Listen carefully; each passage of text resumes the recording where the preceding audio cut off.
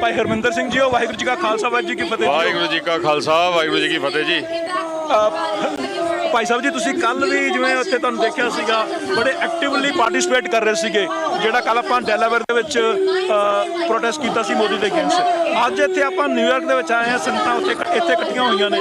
ਤੁਸੀਂ ਅੱਜ ਦੇ ਪ੍ਰੋਟੈਸਟ ਬਾਰੇ ਕੀ ਕਹਿਣਾ ਚਾਹੋਗੇ ਜੀ? ਦੇਖੋ, ਅਸੀਂ ਦੁਨੀਆ ਨੂੰ ਇੱਥੇ ਅਮਰੀਕਾ ਦੀ ਧਰਤੀ ਤੇ ਖੜ ਕੇ ਦੱਸ ਰਹੇ ਹਾਂ ਕਿ ਜਿਹੜੀ ਇੰਡੀਅਨ ਸਟੇਟ ਹੈਗੀ ਆ ਉਹ ਮਾਈਨੋਰਿਟੀ ਦੇ ਖਿਲਾਫ ਸ਼ੁਰੂ ਤੋਂ ਰਹੀ ਹੈਗੀ ਆ, ਭਾਵੇਂ ਉਹ ਮੁਸਲਮਾਨ ਹੈਗੇ ਆ, ਭਾਵੇਂ ਉਹ ਕ੍ਰਿਸਚਨ ਹੈ, ਭਾਵੇਂ ਸਿੱਖ ਹੈ। ਔਰ ਉਹ ਜਿਹੜਾ ਇਸ ਟਾਈਮ ਅਸੀਂ ਇੱਥੇ ਖੜੇ ਹੈਗੇ ਆ, ਹੁਣ ਉਹਦੇ ਅੱਜ ਮੋਦੀ ਹੈ, ਕੱਲ ਨੂੰ ਰਾਹੁਲ ਗਾਂਧੀ ਬਣ ਜਾਏਗਾ, ਕੱਲ ਨੂੰ ਕੋਈ ਵੀ ਬਣ ਜਾਏਗਾ ਇੰਡੀਆ ਦਾ ਪ੍ਰਧਾਨ ਮੰਤਰੀ। ਸਾਰਿਆਂ ਦੀ ਪਾਲਿਸੀ ਜਿਹੜੀ ਆ ਉਹ ਇੰਡੀਅਨ ਸਟੇਟ ਦੀ ਫੋਲੋ ਹੁੰਦੀ ਹੈ। ਇੰਡੀਅਨ ਸਟੇਟ ਕਲੀਅਰ ਹੈਗੀ ਹੈ ਕਿ ਅਸੀਂ ਮਾਈਨੋਰਿਟੀ ਨੂੰ ਦੱਬ ਕੇ ਰੱਖਣਾ ਹੈ। ਪਿਛਲੇ 70 ਸਾਲਾਂ ਤੋਂ ਇਹ ਕਰਦੇ ਪਏ ਆ, ਤੇ ਅਸੀਂ ਭਾਰਤ ਦੀ ਜਿਹੜੀ ਡੈਮੋਕ੍ਰੇਸੀ ਦਾ ਅਸਲੀ ਚਿਹਰਾ ਹੈਗਾ ਉਹ ਅਸੀਂ ਦੁਨੀਆ ਨੂੰ ਦਿਖਾ ਰਹੇ ਹਾਂ।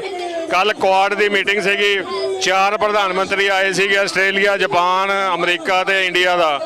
ਉਹਨਾਂ ਦੇ ਸਾਹਮਣੇ ਇੱਕ ਭਾਰੀ ਗਿਣਤੀ ਦੇ ਵਿੱਚ ਸਿੱਖਾਂ ਨੇ ਖੜੇ ਹੋ ਕੇ ਇੰਡੀਆ ਦੀ ਡੈਮੋਕ੍ਰੇਸੀ ਦਾ ਚਿਹਰਾ ਨੰਗਾ ਕੀਤਾ ਕਿ ਇਹਨਾਂ ਦੀ ਅਸਲੀਅਤ ਕੀ ਹੈਗੀ ਆ।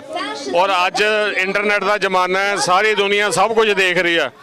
ਜੋ ਪੈਲਸਟੀਨ 'ਚ ਹੋ ਰਿਹਾ ਉਹ ਵੀ ਦੁਨੀਆ ਦੇਖ ਰਹੀ ਆ। ਜਿਹੜੇ ਅਮਰੀਕਾ ਦੇ ਸਿਟੀਜ਼ਨ ਹੈਗੇ ਆ, ਜਿਹੜੇ ਆਮ ਸਕੂਲਾਂ ਕਾਲਜਾਂ ਦੇ ਬੱਚੇ ਹੈਗੇ, ਆਪਾਂ ਦੇਖਦੇ ਹਾਂ ਅਮਰੀਕਾ 'ਚ ਕਿਵੇਂ ਉਹ ਸੜਕਾਂ ਦੇ ਉੱਤੇ ਵਿਛੇ ਪਏ ਹੈਗੇ। ਤੇ ਜਿਹੜਾ ਮੀਡੀਆ ਦਾ ਨੈਰੇਟਿਵ ਇੱਕ ਕੋਸ਼ਿਸ਼ ਕਰਦੇ ਆ ਗੋਦੀ ਮੀਡੀਆ ਵਰਗੇ ਆਪਣਾ ਬਣਾਉਣ ਦਾ, ਸਟੇਟ ਸਪਾਂਸਰਡ ਨੈਰੇਟਿਵ, ਉਹ ਲੋਕ ਹੀ ਬ੍ਰੇਕ ਕਰਦੇ ਹੈਗੇ। ਉਸ ਝੂਠ ਦੇ ਗੁਬਾਰੇ ਦੇ ਵਿੱਚ ਲੋਕ ਹੀ ਪਿੰਨ ਮਾਰਦੇ ਆ। ਤੇ ਭਾਵੇਂ ਅਸੀਂ ਇੱਕ ਹੋਈਏ, ਭਾਵੇਂ ਅਸੀਂ 1000 ਹੋਈਏ, ਸਾਡਾ ਜਿਹੜਾ ਹੈਗਾ ਇੱਕ ਬੰਦੇ ਦਾ ਵੀ ਖੜਨਾ, ਇੱਕ ਪਿੰਨ ਬਹੁਤ ਹੁੰਦੀ ਹੈ ਇੱਕ ਬਹੁਤ ਵੱਡੇ ਗੁਬਾਰੇ ਨੂੰ ਫੋੜਨ ਵਾਸਤੇ।